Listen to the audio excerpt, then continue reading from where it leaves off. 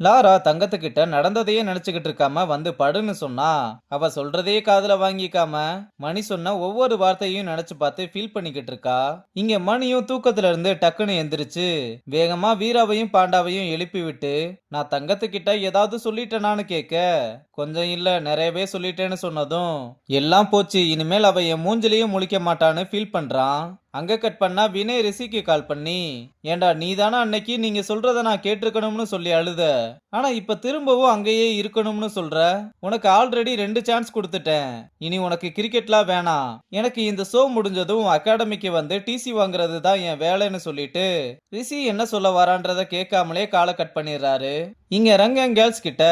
Batting bowling எவ்வளவு முக்கியமோ அதே மாதிரி நம்மளோட ஸ்ட்ரென்த்தை அனலைஸ் பண்றதும் ரொம்ப முக்கியம். உங்களை பத்தின மொத்த அசஸ்மெண்ட்டும் நான் இதுல எழுதி வச்சிருக்கேன், நீங்க எல்லாரும் உங்களை பத்தி சொல்லுங்க, நான் எழுதி வச்சிருக்கதோட மேட்ச் ஆகுதான்னு பார்க்கலாம்னு ஃபர்ஸ்ட் பத்மாவை கூப்பிட, அவளும் வந்து நான் ஒரு ஓப்பனிங் பேட்ஸ்மேனா இருக்கேன், எனக்கு பவுண்டரிஸ் அடிக்கிறது ரொம்ப பிடிக்கும், பவர் பிளேல ஃபாஸ்டா ரன் எடுத்து மொமெண்டமா செட் பண்ணுவேன்னு சொல்றா. அப்புறம் எல்லாருமே அவங்கள பத்தி ஒவ்வொருத்தரா வந்து சொல்றாங்க. ரங்கனும் எல்லாத்தையும் கேட்டுட்டு, உங்களோட அசஸ்மெண்ட்டுக்கும் என்னோட அசஸ்மெண்ட்டுக்கும் சம்பந்தமே கிடையாது, இதுல 2 பேர் மட்டும்தான் கரெக்டா ப்ரெடிக்ட் பண்ணிருக்கீங்க, இதனால எதுவும் பெருசா பிரச்சனை இல்ல, ஒண்ணு நான் உங்க மெத்தடுக்கு அடாப்ட் ஆகணும், இல்ல நீங்க என் மெத்தடுக்கு அடாப்ட் ஆகணும், யாரோட ஒப்பீனியன் சேஞ்ச் ஆகுதுன்னு பொறுத்திருந்து பார்க்கலாம்னு சொல்றான். அப்புறம் ஆபீஸ் ரூம்ல நடராஜனையும் ரங்கனையும் கூப்பிட்டு ருக்மணி கோச்சிங் எல்லாம் எப்படி போகுதுன்னு கேட்க, 2 பேருமே நல்லா போய்கிட்டு இருக்குன்னு சொல்றாங்க. அப்ப ருக்மணியும் இன்னும் 1 வீக்ல குவாலிஃபயர்ஸோட ஸ்குவாட் லிஸ்ட நம்ம ஃபைனல் பண்ணி ஆகணும்னு சொல்ல, ஆனா கேர்ள்ஸ் டீம்ல நீங்க ஒரி பண்ற அளவுக்கு எதுவுமே இல்ல, மொத்தமே 15 பேர் தான் இருக்காங்க, இதுல என்ன செலக்ஷன் வேண்டி இருக்குன்னு ரொம்ப பேச, ரங்கனும் சரியாதான் சார் சொல்றீங்க, அவ்வளவு ஈஸியா இருந்தா நீங்களே பார்த்திருப்பீங்களேன்னு வரிசையா கவுண்டர் போட, ருக்மணிக்கு இதை கேட்டு சிரிப்பு அடக்க முடியாம சிரிச்சுக்கிட்டு இருக்காங்க. அப்புறம் ரங்கன் கோச்சிங் பண்ணிக்கிட்டு இருக்கும்போது மணி அண்ணன் வந்து, பரவாயில்லையப்பா எல்லாரும் நல்லா ஒத்துமையா சண்டை சச்சரவு இல்லாம விளாடுறாங்களேன்னு சொல்ல, அண்ணே வெளியே இருந்து பாக்குறதுனால அப்படி இருக்கு, இப்ப நீங்களே என்ன நடக்குதுன்னு பாருங்கன்னு சொல்லி ஒரு பொண்ணை கூப்பிட்டு பழைய பால்ல இருந்து புது பால்னு ஒரு 5 பால ஃபுல் பேஸ்ல போடுன்னு சொல்ல, பத்மா அந்த பாலெல்லாம் ஃபேஸ் பண்ண முடியாம ஒரு கட்டத்துல அவுட் ஆகி வெளியே வர, லாரா பேட் பண்ண வந்து அந்த பால அழகா டிஃபென்ஸ் பண்றா. பத்மா இத பார்த்து கடுப்பாகி, ஒரு பால் கூட ஒழுங்கா ஆடல,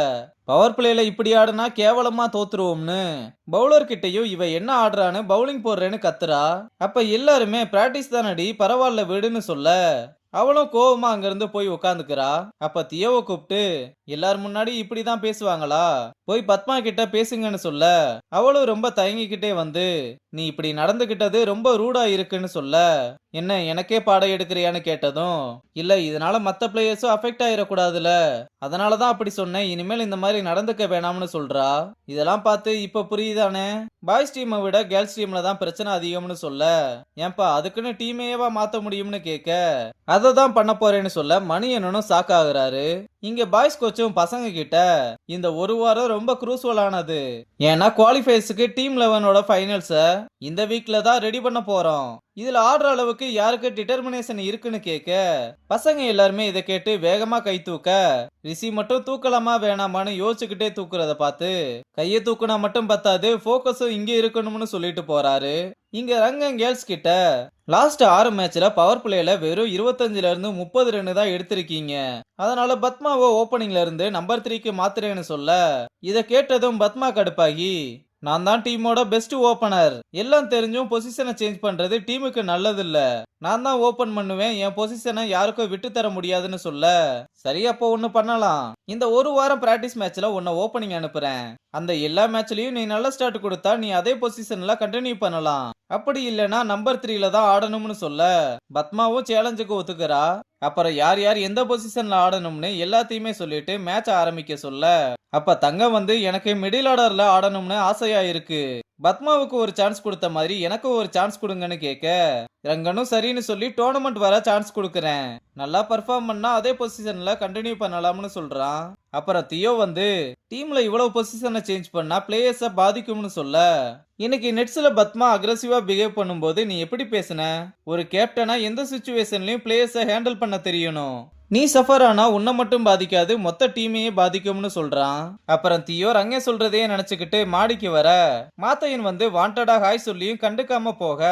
மணி இத பார்த்து ஏ லூசு, மாத்தையனே வந்து ஹாய் சொல்றாரு, நீ வாட்டுக்க வர்ற, என்ன கேர்ள்ஸ் டீம் கேப்டன் சீன போடுறியான்னு கேட்க, டேய் ஏன்டா நீ வேற, காலையில ரங்கன் சொன்னது மண்டைக்குள்ளேயே ஓடிக்கிட்டு இருக்குன்னு சொல்றா. சீனியர் அது கோச்சிங் டிபார்ட்மெண்ட், இது லவ் டிபார்ட்மெண்ட். சரி இருங்க நான் இதை பிக்ஸ் பண்றேன்னு சொல்லிட்டு மாத்தையன் கிட்ட வந்து அதை இதன்னு சொல்லி அவனை கன்வின்ஸ் பண்ணி பேச அனுப்பி வைக்கிறான். அப்புறம் மாத்தையனும் வந்து ஹாய் சொல்ல தியோ சாரி கேட்டதும் ஏன் ஒரு மாதிரி டல்லா இருக்கேன்னு கேட்க, அவளும் ரங்க சொன்ன எல்லா விஷயத்தையுமே சொல்ல, இந்த அகாடமிலேயே ருக்மணி மேம் கிட்ட தைரியமா பேசுற ஆள் நீ மட்டும்தான், நீ ஏன் இப்படி ஃபீல் பண்ணலாமா, ஃப்ரீயா விடுன்னு சொல்லிட்டு சிரிக்க ஆரம்பிக்க, ஏன்டா இப்ப சிரிக்கிறேன்னு கேட்டா, ஒண்ணும் இல்ல இப்படியே மூஞ்ச வச்சுக்கிட்டு கண்ணாடியை போய் பாரு உனக்கே சிரிப்பு வரும்னு கிண்டல் பண்ண